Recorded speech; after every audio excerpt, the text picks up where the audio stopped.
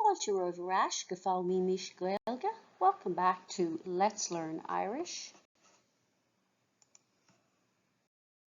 Level A1, topic adóiach, Laethanta Sira. Level A1, topic 12, holidays. Level A1, topic adóiach, Rannóg an Aimsir fud an domhain, ag díreadh isteach bheith Éisteacht. Level A1, topic 12, section 5, weather around the world, focusing on listening. Lemuna, Olas a lorg agus a thuairt faoin Aimsir, seeking and giving information about the weather. Beag an bhfuilleog an Aimsir fud an domhain uait den chníomhéach seo. You'll need the handout, Weather Around the World, for this activity. There's a link to the handouts and the notes in the description box below. Aimsir fud an domhain. Rachamid siar na symboli dús. We'll go over the symbols first. Scamalach. Abere, say it. Scamalach. Scamalach. Grianver. Grianver. Sunny. Grianver. Ecurshneachta. Snowing. Ecurshneachta. Gleifer. Windy. Gleifer. Ecurbashti. Ecurbashti. An is rachamid siar an sort aimsire atá I gceist leis na teochtaí éagsúla atá ag bun na bileoige. So let's go back over the type of weather that is meant by the different temperatures at the bottom of the sheet.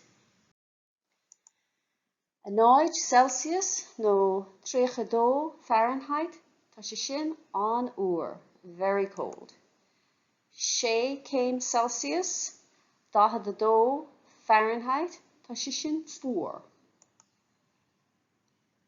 24 Celsius, 75 Fahrenheit, tá sé sin 10. 23 Celsius nó 90 Fahrenheit, tá sé sin an 10. Anis, éist leis an mír agus matseáil an chathair leis an Aimsir. So listen to the sound clip and match the city with the weather. Scríb an litir chuí sa spás ceart. Write the correct letter or the appropriate letter in the correct space. Lean an ochar atá ag bun an leithénig. Follow the key at the bottom of the page. Cloisig tú an bhír dhá uair. You will hear the sound clip twice. An Aimsir fud a domhain. I Míle clia. Bhí sé flió, bhí sé ag carbáistí, agus bhí sé gaifer. I Cracow sa Follin, bhí sé an uair agus bhí sé scamalach. I Pisa sa Nadal, bhí sé fuair ag grianmhar. I Lúndan Háiseanna, bhí an Aimsir go donna. Bhí sé ag carbáistí agus bhí sé gaifer agus fuair an lár fad. Hall I Barcelona na Spáine. Bhí an Aimsir go hálan.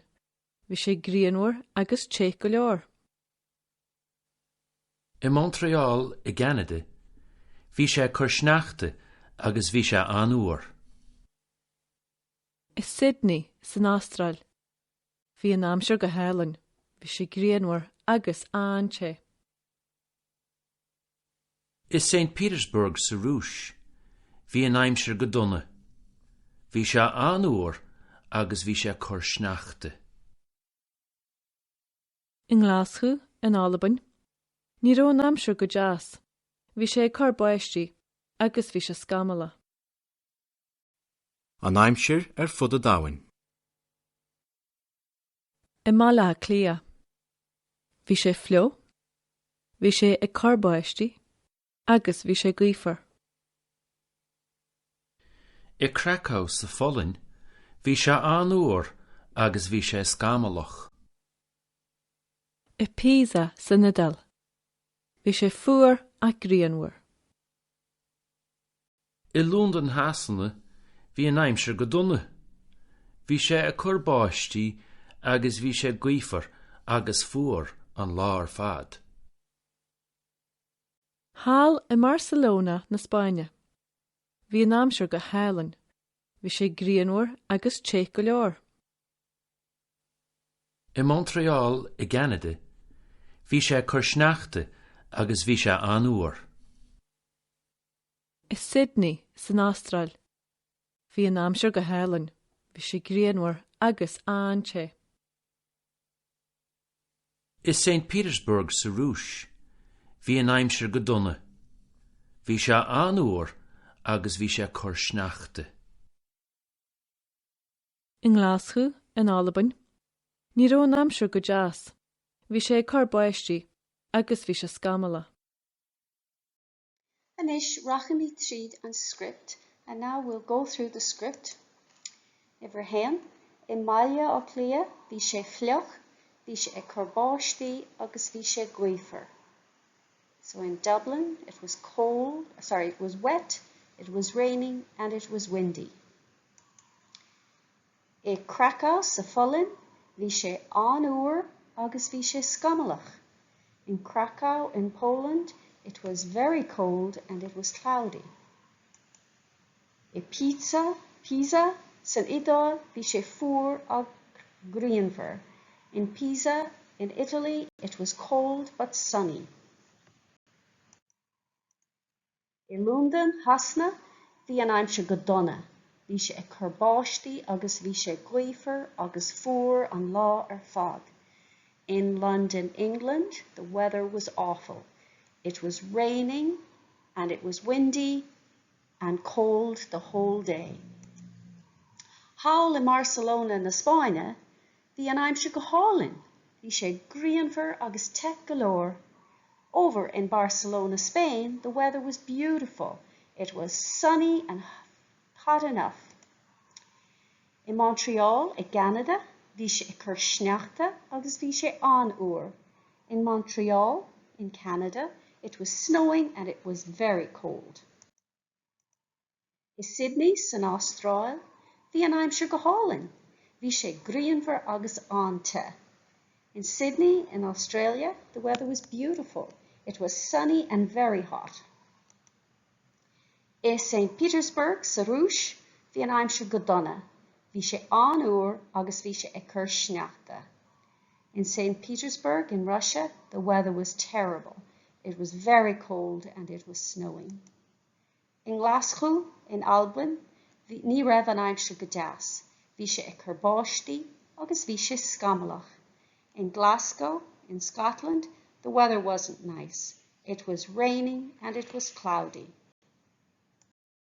And Éisteacht leis an script. And now listen one more time with the script. An Aimsir fud a dáhain. I Míle Clia. Bhí sé fleó. Bhí sé ag corbáistí agus bhí sé gaoifar. I Krakow sa Follin, bhí sé anúir agus bhí sé scamalach. I Pisa sa Nadal. Bhí sé fuair ag gríonmhar. I Lúndan háiseanna bhí an Aimsir go donna.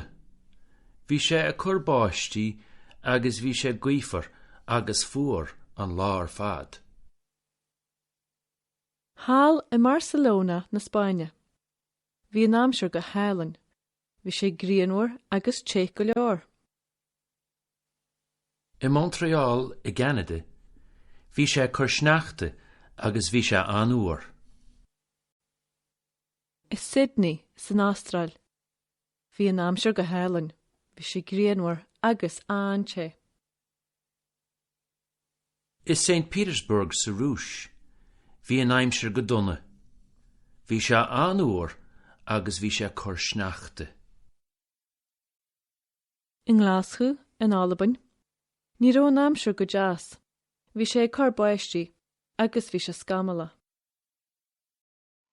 Agus inis an Aimsir fud an dáhain freagraí. Weather around the world answers. I Míle clia, bhí sé fliuch, bhí sé curbáistí agus bhí sé gcuifer. D.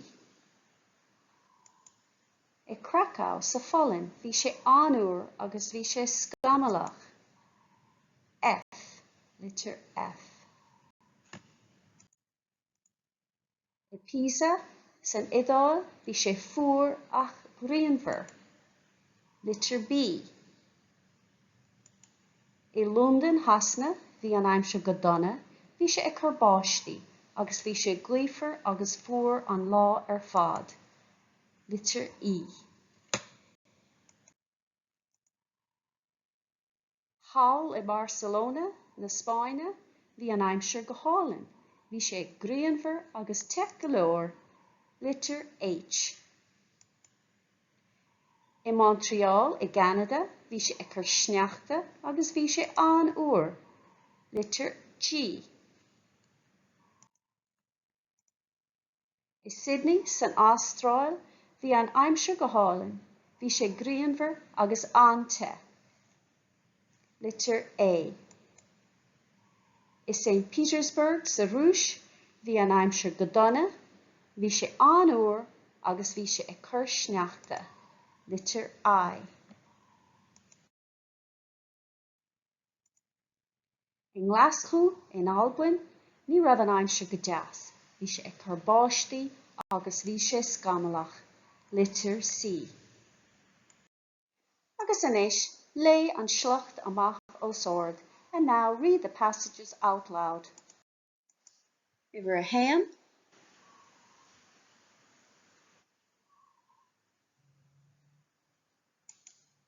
iver a dó,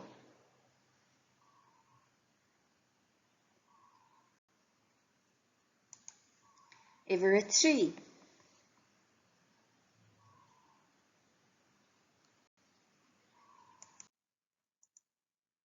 iver a cathair,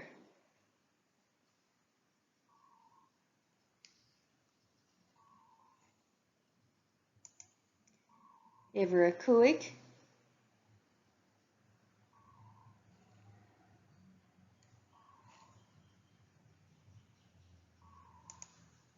iver a sé,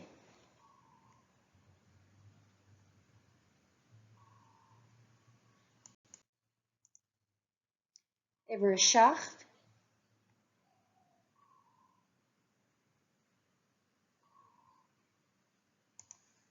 iver a hocht,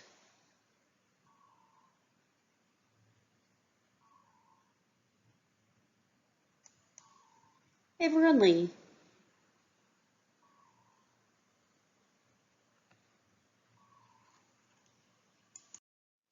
agus sin deire le Rannóg a cuaig an aimsir ar fud an domhain. Ólas a lurg agus a thuairt faoin aimsir. That's the end of section 5, Weather Around the World, seeking and giving information about the weather.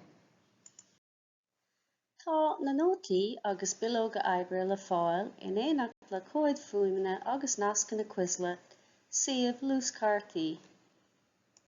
The lecture notes and worksheets to accompany the course, along with the MP3 files and Quizlet links, this is a flashcard website, are available. The original files are available to download at Theastas Eorpach na Gaeilge, teg.ie, or edited versions can be found at my website, simplyjacintha.com. Direct link is in the description box below. Míle buíochas do Theastas Eorpach na Gaeilge as cead a thuairt dom úsáid a bhaint as na háiseanna closamhairc atá le fáil ar a suíomh. Many thanks to Theastas Eorpach na Gaeilge for their information to use, the learning materials and resources that are available on their website. Tásúlgam gur bhain sibh tanna bhas. I hope you enjoyed it and got some use out of it. If you did, like and subscribe and share with your friends who may be interested in learning Irish.